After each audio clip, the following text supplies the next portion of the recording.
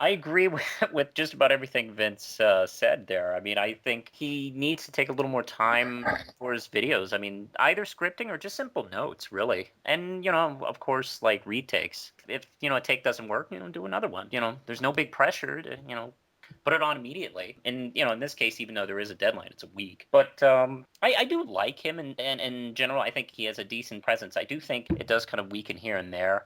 I do sometimes wonder if you're right about him not having the improv skills. Does anybody else think it's too dark in his videos? Oh yeah, yep. That's where I was going to start. I mean, it's like he should be talking about Watergate. It's so dark all the time. It's like, should we be talking about episode 1? Okay. And that might work okay if it was a gimmick. It was like, shh, don't tell anyone I'm here. That would be cool. Yeah, okay. Yeah. Because, he does some of his reviews in a closet, and I always thought it would be cool if his, whole gimmick was, don't tell anyone, I'm a closet comic book reader. I don't want anyone to know that I'm doing this. Yeah, I mean, he should use that to his advantage. He had, a ceiling fan that you saw that was, doing shadows his face. It'd be awesome. That would be brilliant. That would be a great use of that. You get the feeling that it's not something that he's recognized. And also the choice of episode 1 seems a little also easy too. It's like that's one of the top 3 things that I thought people would gravitate to. And last time I made the comment that the G-Man of EAP needs to grow up a little bit. He lacks professionalism, and I really think that this is something that he can fix. But he has a jacket. No, really though. I think that all of his problems are things that are solvable. He just needs to take some criticism and listen to a few things and try them. He doesn't have the best film quality in the world. That's not the hugest problem in the world. I can see him, I can hear him. So whatever camera he's using, that's not the problem. But when you don't have the best film quality ever, you need to turn some lights on, like Manos was saying, and you certainly need to frame your shot. Because I couldn't see his eyes. Like he was cut off at the top. And it's not the most important thing in the world, but it is distracting, and there is certainly presentation to be considered. If you're gonna be on camera, you're the thing that we're focusing on, and that means that you have to take extra care in how you present yourself. It's basically, a video podcast is all it is. And so if what you're saying isn't interesting enough in the way you present yourself, then maybe you should be showing some clips. Maybe you should be showing us some pictures. Not that that's necessarily a crutch so much as just, visual presentation. We need something to look at. I thought that starting with the music was good was a little bit of a cliched thing to do, just a little bit. He's not wrong. I mean, he's totally right about that. And he had a few other, things to say that were positive about the movie. But I did find myself immediately going, really? Like, you started with the music was good? I don't know. That just seems to be. And it's a bad film. Yeah, exactly. That's like when you say that food is interesting. Like when you go to Thanksgiving, how's the food? It's interesting. Part of my my saying he needs a little bit more professionalism is exactly what Vince was talking about with borrowing things from Red Letter Media. And I don't want to stay on this for too long, but after all, sometimes someone will say something brilliant and you'll think, oh, that's really smart, and my review will not be complete without acknowledging this because it's such an important point. When that happens, you have to say something along the lines of, as Red Letter Media said, and then if you can, try to put it somewhat in your own words. There was one point in particular when he was talking about the lack of characterization in the film where I felt like that he really almost verbatim said what Red Letter Media said. The problem is presenting it as your own because it wasn't his argument, and that's bad. He does have some good points. He's just kind of all over the place. I really like the thing that he said about the planet core. He's like, are they really in the planet core? Like I thought that was funny. But he really should have started with big major film things, like the story doesn't work. Here's why. Characterization doesn't work. Here's why. I felt like he started on a nitpick and then nitpicked a lot. And everything that he said was valid, but I don't know. I would have liked him to have reviewed it as a movie. He's the one guy who did what I was worried was going to happen with this challenge. Because you said you wanted them to start with something positive, and I'm like, I really hope everyone doesn't just go, here's something I like, and then give a bad review. And he kind of did that. He kind of was just like, I like the music, and then here's why it sucks. But even the here's why it sucks, I thought was really, it went beyond scatterbrained. Like, it felt like his entire review was just unstructured nitpicks. Early in the video, I was like, I feel like this is really reminiscent of Red Letter Media's, and I was like, maybe it's just because that was such an in-depth review that maybe if I see any review, I'm gonna think that. And then when he actually used the characterization thing and didn't credit it, I was like, how much of this review did come from that? And I didn't go back and rewatch Red Letter Media's because it's like a 4-hour review, but It is, yeah. I really was like, how much of this came from that? And I was really bothered that he didn't credit it. Just on the whole, it felt really disorganized, and it didn't have like an overarching like anything. I feel like he's got potential, and I feel like that's all extremely fixable by just writing out some notes. Absolutely, just an outline or something. But I didn't feel like he knew what he was going to say before he started saying it. No, it really felt like he was just like, hey, what's something I don't like that I can say something positive about? Star Wars. Let's go there. What I felt when I was watching this was it didn't seem like he had just watched the movie. It seemed to me he had watched the movie a month or so ago, and he was trying to find things he didn't like about the movie, and as he was doing the review, he thought, oh, okay, I remember that now. It didn't seem like they were in sequence to the timeline of the movie. It just seemed like he was remembering this stuff as he was. I think he has a real potential, but I don't feel like he goes back, maybe watches his video and says, you know what, it wasn't timed right. I should have said this here, I should have said that there, and maybe go back and reshoot it. The dark video didn't really bother me too much because I was just so focused on his orange Han Solo. After a while, I just felt like he was giving the review. But I mean, the dark light really wasn't bothering me because I can easily just sit back and just listen to somebody giving a review. The only advice I would give him is slow down and pace yourself. Don't feel like you have to rush through your review. That is an extremely good point. Watch yourself, and that's not something that we've mentioned at all yet in these deliberations. But I'd be interested to know. I know Eric, you don't listen to yourself at all, right? No, I can't stand my voice. But Manos, do you watch your own videos? I do. I sometimes watch it before I even upload it, actually. And sometimes halfway through the video, I think, this isn't so good. I'm going to stop it right here. And I'll just do it over. I do that. Sometimes I will stop halfway through a video. I'm like, this isn't coming together, and I will just completely redo it, or I'll scrap the idea of the video altogether. And of course, we do a lot of editing, so I kind of have to watch our videos. But what I do sometimes, we've got enough videos now that I'll go back and watch something from 6 or 8 months ago and see if we've improved at all. Have you? Have you? No. But no, I'm kidding. Brings your reviews the reviewers to a different level. What do you know?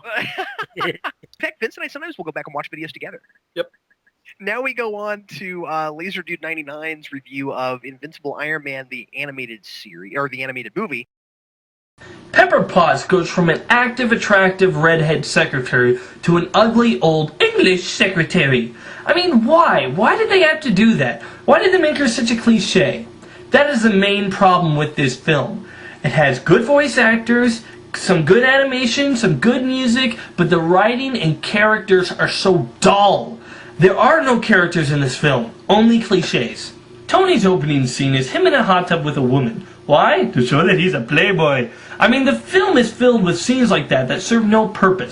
And Vince, go ahead. Laser Dude really stepped up his game for this video. I mean, he took pretty much the criticism to heart from what we said last time, and he altered what he did and made it his own. I mean, we know he's scripted, but he has good eye contact. He has good presence. He's funny, and his editing was more organic than what it used to be. Watched his previous video, it felt like he was trying to take what he had done and then edit out parts to make it funny and edit out parts to make it parts that he didn't like, or maybe he was editing out for time. But this one was very much so a worked piece. He was rehearsed. He gives good details about the movie. He satisfied the challenge and then continues to think of good things to say. It's a very objective review. Like, one question that I have, and this isn't necessarily for him to answer, it's just a general thought for anybody who has this complaint with movies, is why does it matter whether or not the movie sticks close to the source material? It's not so much a bad thing that he mentioned it. Personally, I like the movie Blade, and they really didn't stick close to the source material. That's why it was good. Yeah, that's my opinion. I missed the afro and green jacket. Really? That would have made it a better movie? It would have made it such a better movie. I thought, having seen the movie, I thought the point he was making was really that, why bother handcuffing yourself to the origin if you're not doing the origin? Yeah, that part he was absolutely right about. I'd like Okay, go to ahead. mention that this guy's that Laser Dude's passion is entertaining. And now, usually when a reviewer is getting angry, he starts pulling attention away from what he's reviewing, and he starts saying, "Look at me, I'm really funny." But I felt Yeah, that that's what Laser I- Dude. I do that I too. agree. Well, I'm not judging. Wait, yes I am. I believe in this he managed to make us focus on the material despite the fact that he had passion about what it was, about how angry he was. It's not about, look at me, I'm so cute. Would you guys agree that it was probably the most improved from the previous week? Absolutely. And see, it was just sharper. I don't know. I just also enjoy the fact that he was excited for a second that he gets to review something bad, but in an objective way. Like, oh. I think the clips were fairly well edited in, and that was a great point about the fact that he builds the armor for the first time, and then he goes home, and he has like 8 billion of the things hanging around. When I first saw it, I liked it, and then I started thinking about it, and then I didn't like it so much. And I think he articulates that pretty well. To tack on something that the Manos said, I would say that he's in the running. Laser Dude is in the running with Tory GNR1 for most improved. Although, but Yeah, Toy that's where I GNR1 didn't really was- improve. He just actually did a review this time. I Well, suppose you there's could say the same about Mr. Fusion. That's true. Subcategory of most improved. I was extremely happy with Laser Dude this week. Like Vince said, he really stepped up his game, and I appreciated him trying stuff. Once again, he's playing a game, and so he's listening to what we're saying, and he's saying, "Okay, I'm going to take what they said, and I'm going to try it." What I appreciate about that was that he didn't just like do everything we asked him to. He got where we were coming from and realized that it would actually improve him. And Yeah, he I didn't appreciate. begrudgingly do it. And boy, I'm glad that it actually helped, because I would have felt bad if I'd given him advice and then it made things harder for him. Go back. Do it the other way. He took his sunglasses off and he made eye contact with the camera. That's so cool. And it isn't that I felt like the sunglasses are bad. It was just I wanted to see him do one with the sunglasses so that he didn't have that crutch where he had to look off the screen and hope that we didn't notice. This time, since he wasn't wearing those, he couldn't do that, and he didn't. And I thought that it improved his overall presence, but it was 5 times more comfortable in front of the camera. I saw this movie and hated it, and I agreed with a lot of things he had to say. Although I thought it was odd, and Eric, help me if I'm wrong about this, but I thought it was odd that he did some comparison to the movie, because I think this came out first. It did. It It did. came out about a year before, I believe. It was Yeah. made in anticipation of the film. Yeah, but there were some things that he was saying as if they did it because of the movie, and they wouldn't have known some of the stuff that he was saying, I think. I'm going to somewhat disagree with something Vince said. No. You're off Geekvolution. I see. Vince, I see where you're coming from about him still being entertaining while being angry and stuff. I resist anybody yelling in a video. I found that a little bit distracting, and didn't think it was really necessary. I don't like to be yelled at, and I felt like I was being yelled at. I appreciate the fact that he's passionate, but I don't know. I don't think yelling at the camera is ever really a great thing to do. Well, I agree with you, Cap. The only thing I was getting at was that it worked in this particular instance. I would not say that Laser Dude should get comfortable with the ability to do that in every video. I didn't like it here either, though. He didn't just improve, but he improved on everything that we'd said. He took everything to heart and totally just did that. He did a really, really good analysis of the movie, and I thought he did a good job of not just kind of being negative. He was like, and this is kind of cool, and this worked, here, but still going back to the overall, it's not good. And I thought his humor really, really worked here. I actually thought that the yelling was kind of funny. I enjoyed the yelling too, actually. I think he actually looks cooler with the sunglasses on, so he could go back to those. But he definitely showed that he can do it without them and can do it well. And I actually think this is probably the best review of this movie I've seen, because there aren't a lot around, and most of the even written ones. I thought this is the most in-depth review I've seen of this, and I really, really enjoyed it. For somebody who does an on-camera video, there's always usually a shtick or a look. They always have like a hat, or there's always something that they want to be known for. But it does ultimately become a crutch for them. And I think the fact that he saw our review of what he had done last week and said, you know what, I don't necessarily need the glasses, I don't need the hat, I can just be myself. And even though he was being himself and he stepped up his game, I don't think the way he did his video was any bit different than what he did last time, but it just had a more polished look